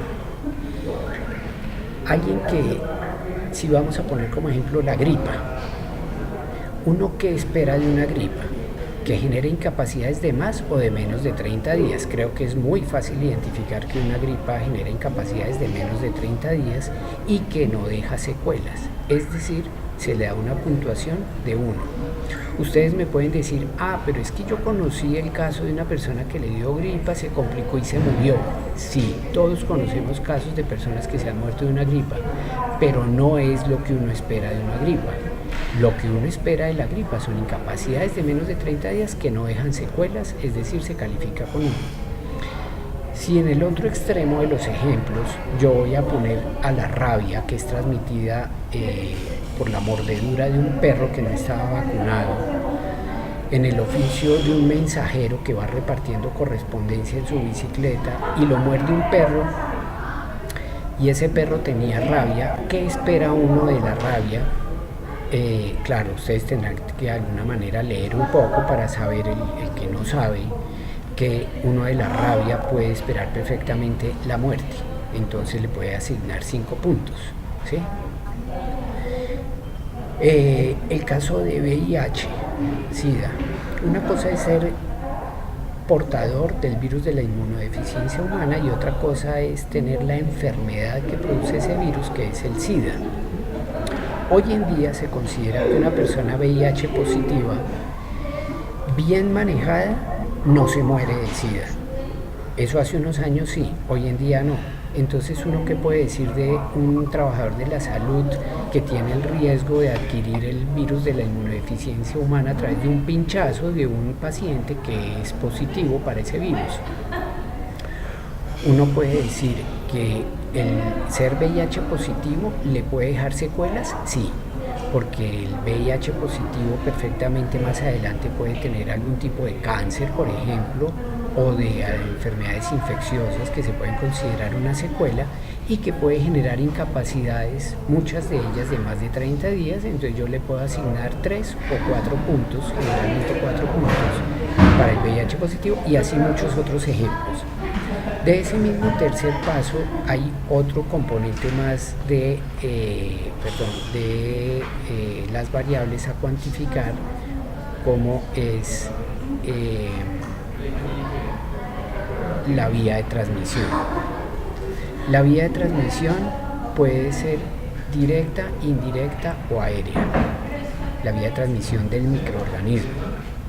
¿Cuál será la vía de transmisión de una gripa, el virus de la gripa?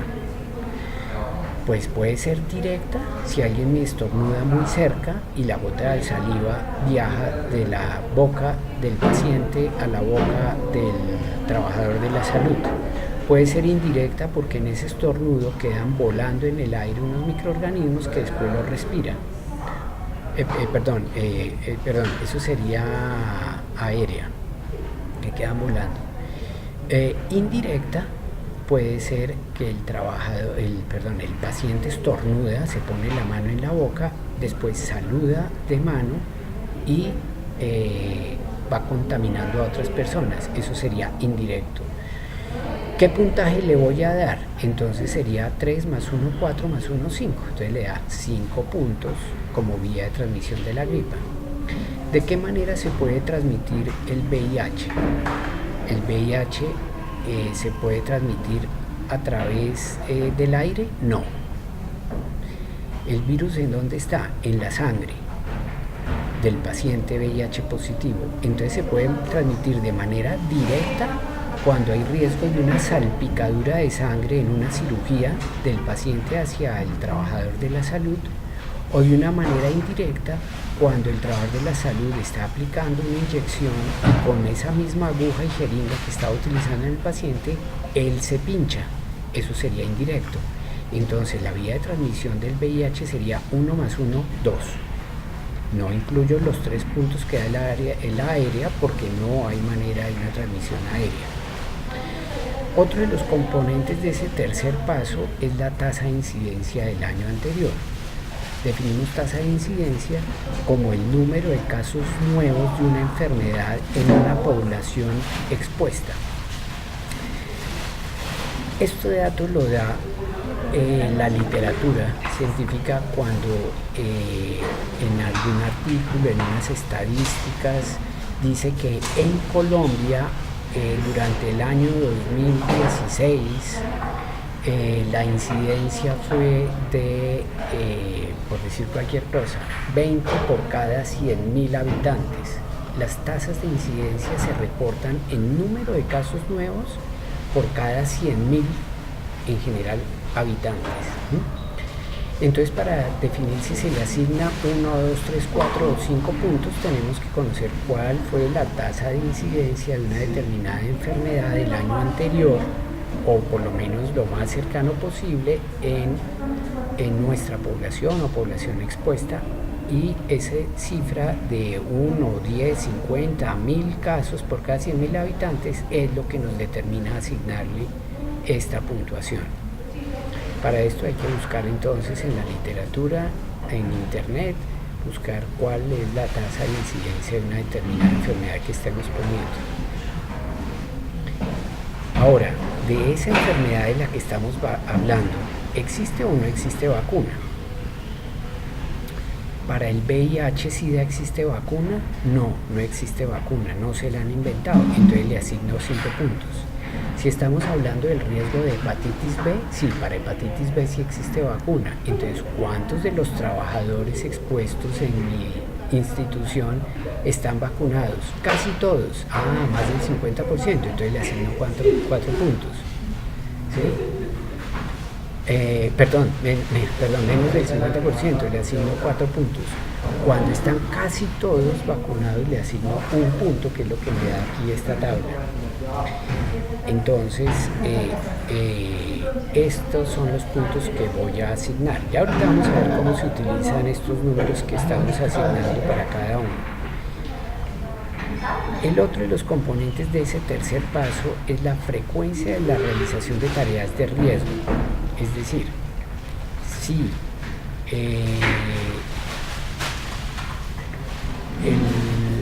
la enfermera, el médico, el profesional de la salud del servicio de urgencias del hospital, su labor todo el tiempo de la jornada laboral es estar atendiendo pacientes, pues entonces es habitual, es decir, más del 80% le asigno 5 puntos.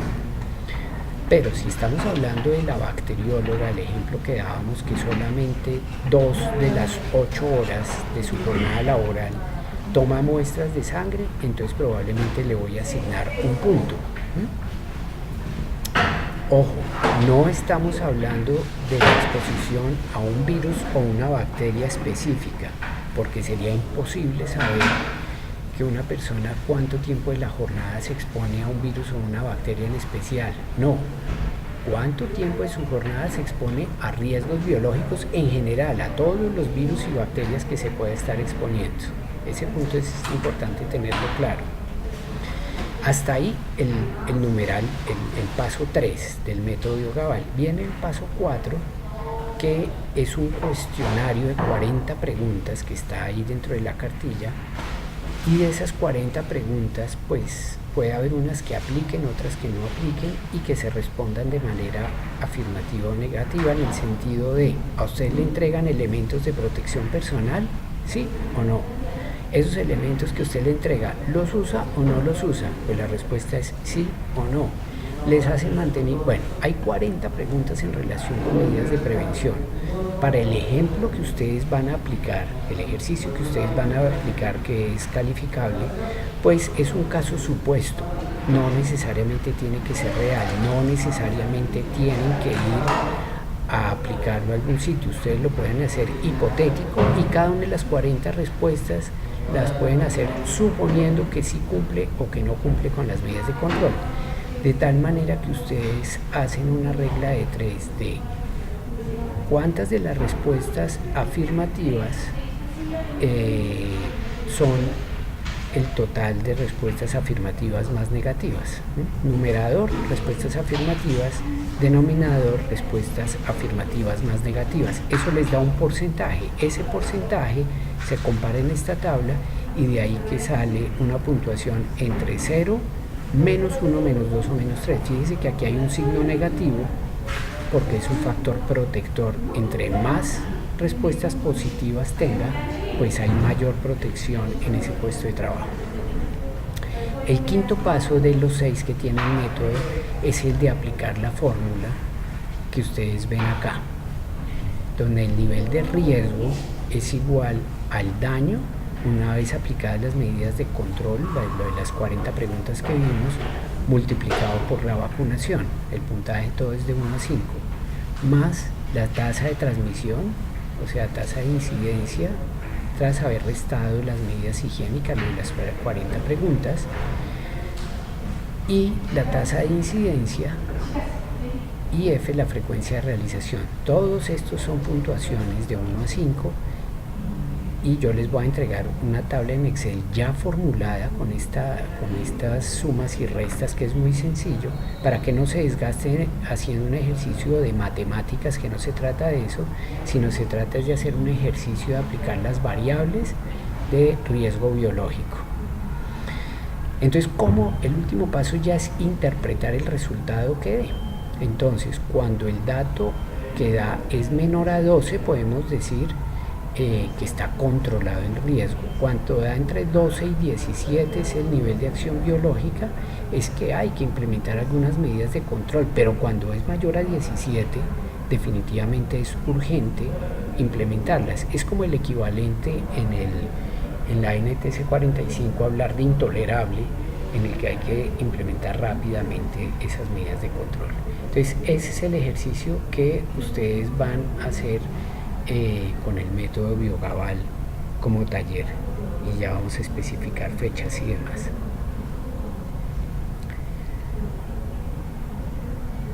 Hasta ahí el método Biogaval. Vamos a hablar de cuando hay un accidente de trabajo con riesgo biológico. Ustedes en seguridad industrial vieron la definición de accidente de trabajo. Cuando hay una lesión orgánica o funcional, y hay toda una definición legal de qué es un accidente de trabajo. Aquí el accidente de trabajo con riesgo biológico es exactamente el mismo, solamente que hay el riesgo de una contaminación con un agente biológico, un virus, una bacteria, cualquier otro microorganismo, transmitida de diferentes formas. ¿Quiénes están expuestos a un accidente de trabajo con riesgo biológico? Pues casi que cualquiera de los trabajadores que está expuesto a agentes biológicos. Sin embargo, en nuestro medio es muy común hablar de los trabajadores de la salud, que son los que se exponen a este tipo de accidentes. ¿Por qué? Porque, por ejemplo, puede haber un pinchazo, como hablamos ahora, con una aguja que fue utilizada en un paciente, con un bisturí. Puede haber una salpicadura en una cirugía con sangre o cualquier otro fluido contaminado con sangre hacia el personal de salud. entonces por eso hablamos ahí de accidente de trabajo con riesgo biológico. A ver, yo miro si alguno de ustedes ha hecho alguna pregunta.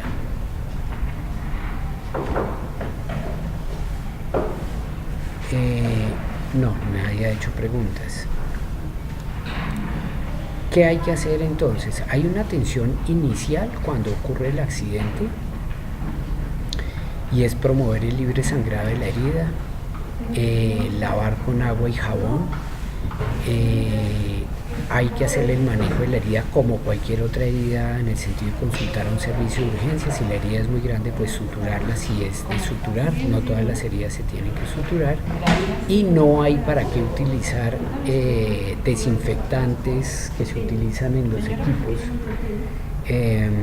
como hipoclorito o alcohol, porque eso lo que va a hacer es irritar la herida. Entonces se lava con agua y jabón y se maneja como cualquier otra herida. Cuando hay salpicaduras en piel o mucosas, pues igual, lavar con agua y jabón si es la piel, si es en mucosas, si es en los ojos, pues con solución salina abundante.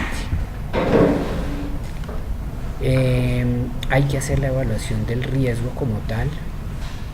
Como cualquier accidente de trabajo se debe investigar, y como parte de la investigación es la fecha y la hora del accidente, el tipo de fluido corporal que estuvo presente, el mecanismo del accidente, si fue una cortada, si fue salpicadura, si fue un pinchazo, si ese pinchazo fue con una aguja hueca, es decir, la que se utiliza para inyectar con jeringa o para tomas de sangre, o si fue con una aguja no hueca, como es la que se utiliza para hacer suturas, para coser las heridas.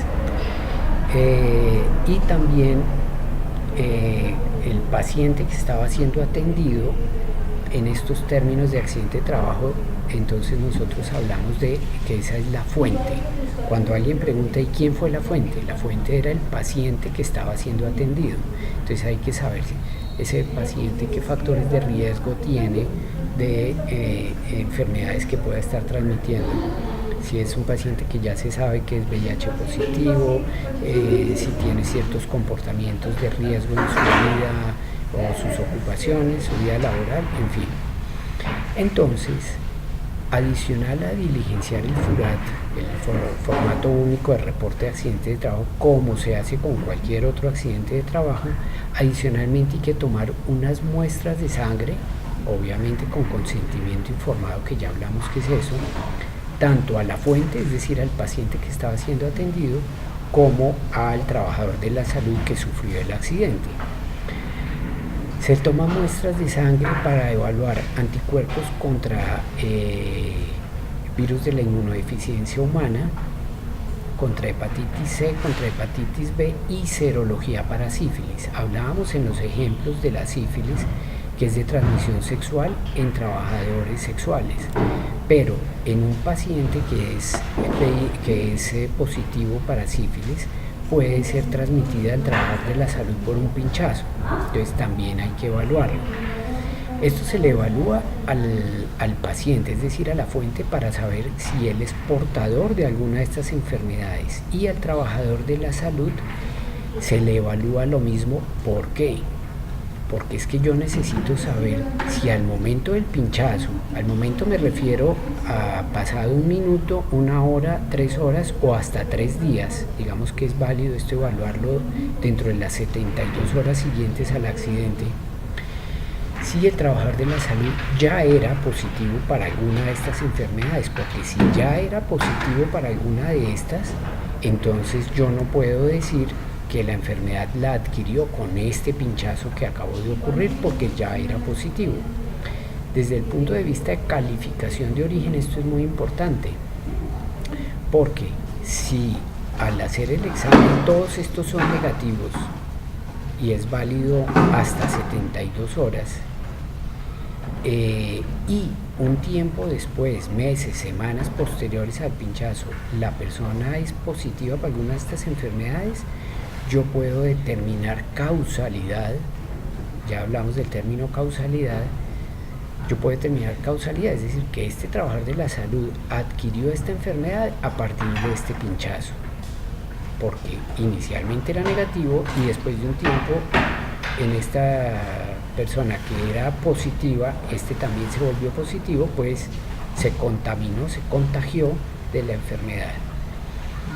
Adicional a las mismas que se le hacen a la fuente, se le hace al trabajador otras más, como son antígeno de superficie de hepatitis B y anticuerpos contra antígeno de superficie, es decir, no solamente que si tiene activa la enfermedad, sino que si en el pasado ha estado enfermo de hepatitis B y adicionalmente si está vacunado, si ha adquirido inmunidad contra hepatitis B.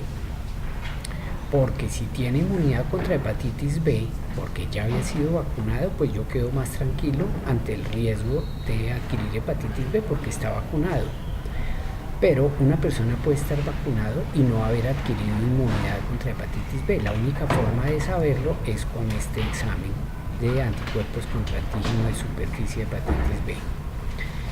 Entonces digamos que eso es lo que se le hace inicialmente y a ese trabajador de la salud se le puede volver a evaluar esas mismas pruebas a las 6 semanas, 3 meses, 6 meses y 12 meses. Y después de 12 meses no ha adquirido la enfermedad, ya dice uno que cualquier otra forma de adquirirlo fue posible después de 12 meses, porque es que el trabajador de la salud pudo haber salido infectado en este pinchazo, pero las pruebas van a salir positivas no inmediatamente, por eso es válido hasta 72 horas. Puede salir positivo a partir de estas 6 semanas o hasta 12 meses. Ya después de 12 meses ya si no es positivo, ya queda tranquilo de que no ha adquirido la enfermedad. Bueno, un último componente de la clase de hoy es el abordaje de enfermedades por exposición a riesgo biológico, es decir, ustedes, hagamos el supuesto, son los HSE, son los CISO de su empresa y el gerente les dice, oiga, el trabajador Pedro Pérez adquirió una infección y tenemos dudas de que esa infección haya sido adquirida aquí en su trabajo. Entonces hay muchos aspectos que se deben tener en cuenta para ese estudio de enfermedad por exposición a riesgo biológico, que a nivel hospitalario ese riesgo biológico puede darse en doble sentido, de que el paciente trae la enfermedad al hospital y puede infectar a otros pacientes o a trabajadores de la salud, o el mismo trabajador de la salud puede traer la enfermedad e infectar a los pacientes, es decir, que esto puede haber una doble vía de enfermedades infecciosas entre trabajadores de la salud y pacientes. Hay esta tabla acá que resume el riesgo de transmisión de una determinada enfermedad desde el paciente hacia el empleado o del empleado hacia el paciente, y tenemos aquí todas estas enfermedades que ustedes, infecciones que ustedes ven en la columna de la izquierda y el riesgo de transmitirlo. La idea es que ustedes, mínimo de este listado que está acá, deben estudiar la forma de transmisión de estas enfermedades, por qué se caracteriza la enfermedad. No me interesa que estudien tratamientos, de cómo se tratan las enfermedades, porque eso lo trata la parte clínica de la medicina. Nosotros nos encargamos de la prevención. Entonces ustedes tienen que leer de todas estas enfermedades, cómo se transmiten y sobre todo cómo se previene la transmisión de estas enfermedades de una persona a otra persona, enfocándolo siempre al ámbito laboral, no extralaboral. Entonces, dentro de ese abordaje de enfermedades, hay que saber cuál es la forma de transmisión de la enfermedad, si es una enfermedad transmisible, es decir, que se puede transmitir de una persona a otra o de un animal a una persona.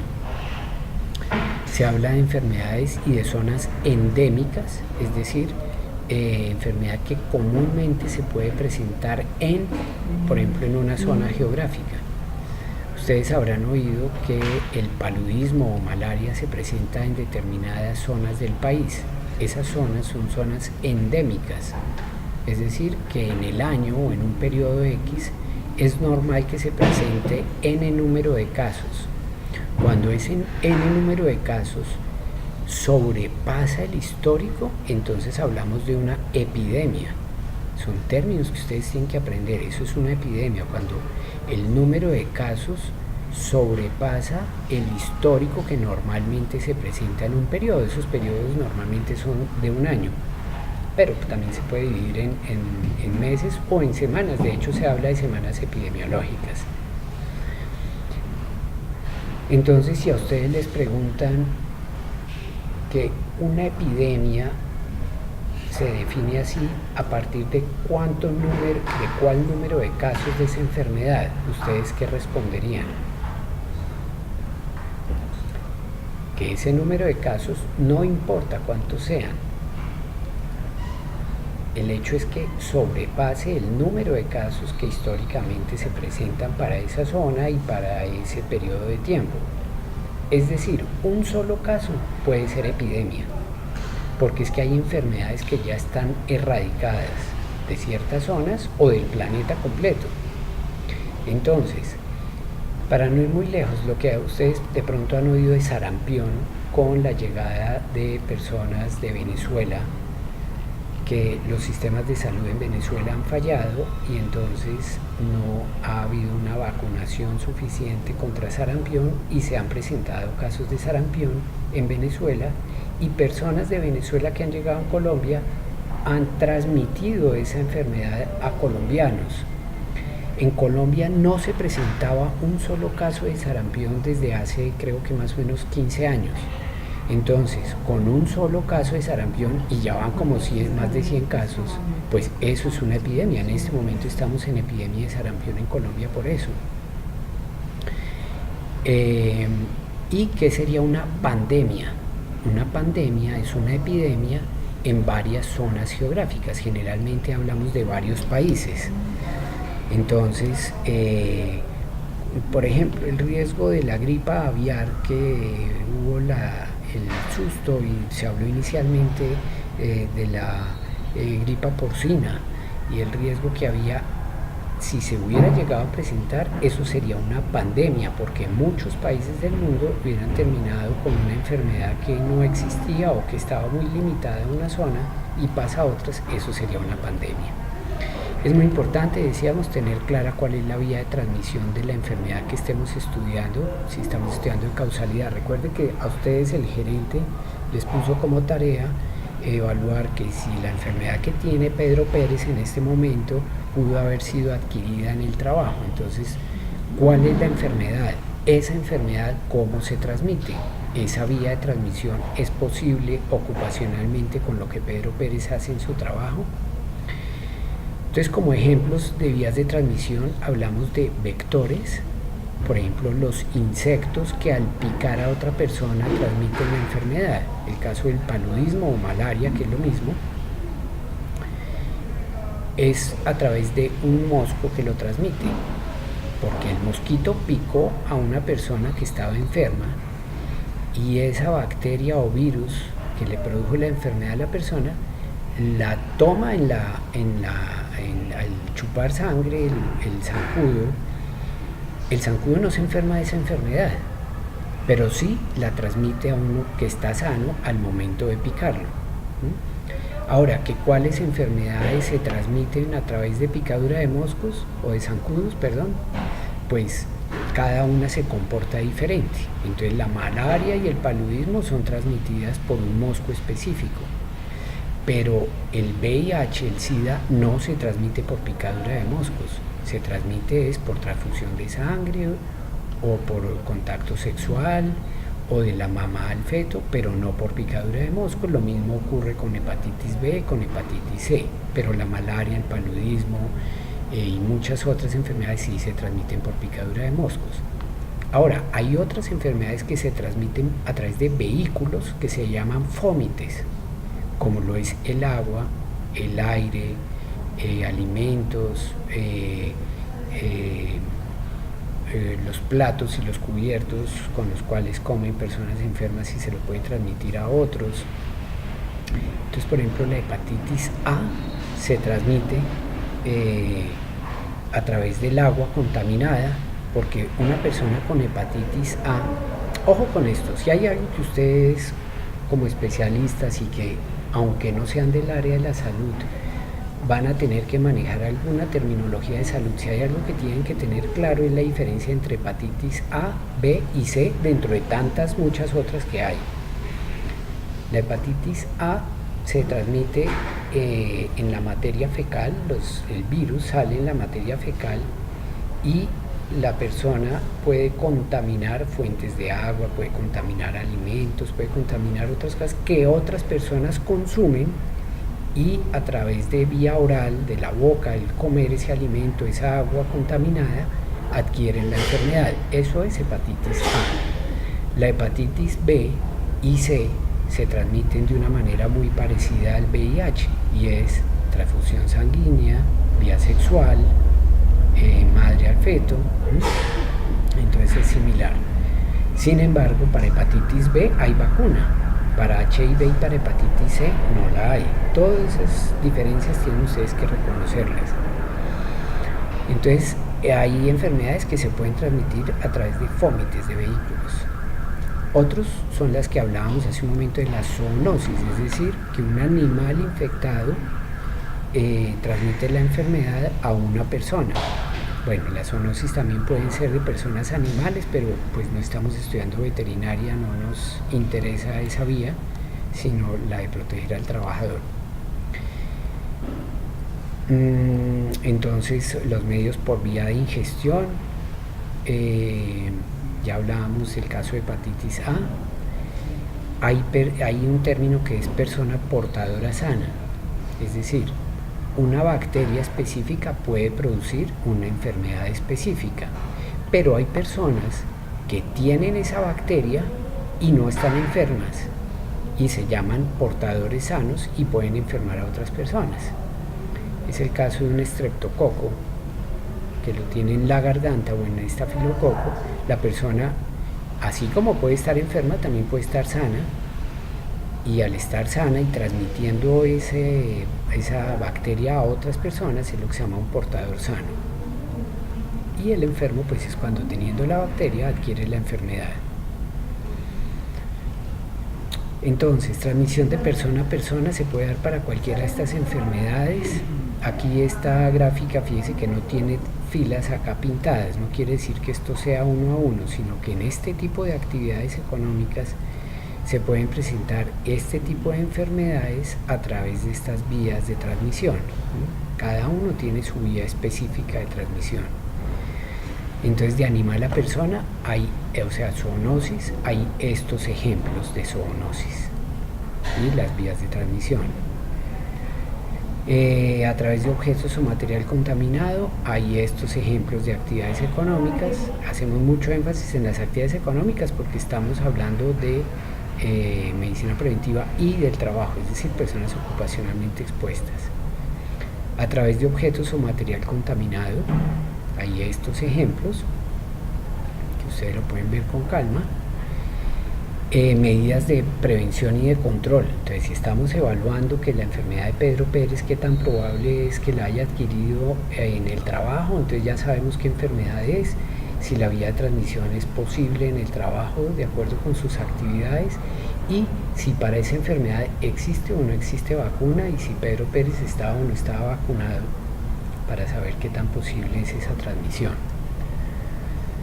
Estos son algunos ejemplos de medidas de control en agujas y jeringas que existen en el mercado actualmente, diferentes a las tradicionales donde los pinchazos eran más frecuentes. Aquí son una medida de protección donde se evitan al máximo los accidentes por pinchazos, la destrucción de las agujas, la forma de disponer las agujas en los guardianes, se llaman esos depósitos, el tipo de catéteres que se utiliza para evitar derrames de sangre y por lo tanto contaminación.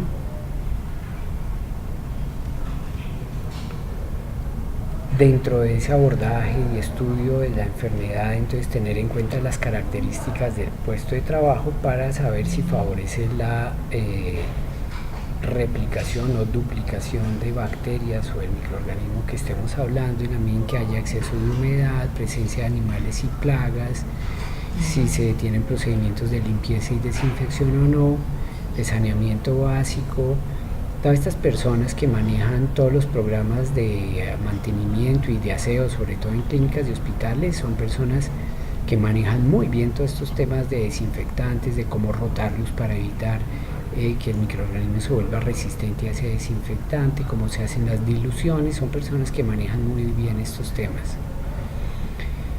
Las características específicas de la gente hay que conocerlo. Si es un virus, si es una bacteria, ustedes tienen que leer cuál es la diferencia entre un virus y una bacteria, un hongo, un parásito, cuál es la fuente para adquirir esa enfermedad de Pedro Pérez. Ya hablamos de las vías de transmisión, la vía de entrada. El periodo de latencia se refiere a cuánto tiempo debe pasar desde el momento que el microorganismo ingresa al organismo hasta que se multiplica y genera la enfermedad. Si debe haber un reservorio o no de ese microorganismo. Formas individuales de la gente, si hay microorganismos que son resistentes a los antibióticos. Ustedes saben actualmente el riesgo que hay del mal uso de los antibióticos, de llevar a producir resistencia a esos medicamentos. En el puesto de trabajo, entonces, qué tanta probabilidad hay de encontrar y de aislar el microorganismo.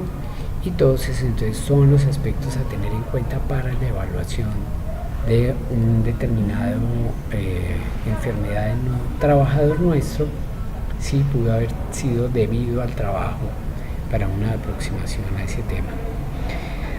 Bueno, hasta aquí tenemos la clase de hoy. El material que está subido y que voy a complementarles para enviar, tienen que no leerlo, estudiarlo completo y hacer el taller del método Biogaval que les comenté. Leer, ustedes pueden descargar de internet, o les voy a hacer llegar el método como tal, donde explica cómo de cada una de las variables que yo expliqué rápidamente. Ustedes van a ver entonces en detalle cómo se calcula cada uno de los números que se ponen allí, y desarrollar el taller, que básicamente es definir dos puestos de trabajo que pueden ser hipotéticos o pueden ser reales, no importa, a qué agentes biológicos se exponen y qué enfermedades pueden producir y cómo se califica el riesgo. Y sobre todo, lo más importante es, con esa calificación, ustedes cómo le van a vender la idea al gerente de qué medidas de control hay que implementar para disminuir el riesgo. Obviamente que esas medidas de control tienen que ser coherentes con lo que en el ejemplo que ustedes hayan hecho pues no se esté cumpliendo, porque no voy a proponer medidas de control de algo que ya está controlado. Y de lo que más alto puntaje dio, pues hay que apuntarle más a corregirlo. No veo preguntas de los asistentes. Las personas que no están escuchando en este momento la presentación y lo van a oír luego en grabación, yo esperaría preguntas muy concretas que no estén dichas en esta grabación o en el material que les estoy dejando para estudiar. Tienen que ser preguntas de que si en tal parte dice tal cosa y en tal otro lado dice tal otra, entonces lo entiendo como contradictorio. Es decir, no quiero preguntas de lo que está escrito o lo que está dicho en este material. Ustedes son estudiantes de posgrado, no de colegio, entonces yo esperaría preguntas de ese nivel precisamente. Agradezco mucho la asistencia, que haya sido presencial, y para quienes les van a escuchar después. Y vamos a tener mucho material para estudiar y para avanzar, entonces requiero de muchísima concentración en este módulo tercero de Medicina Preventiva y del Trabajo. Nuevamente, muchas gracias.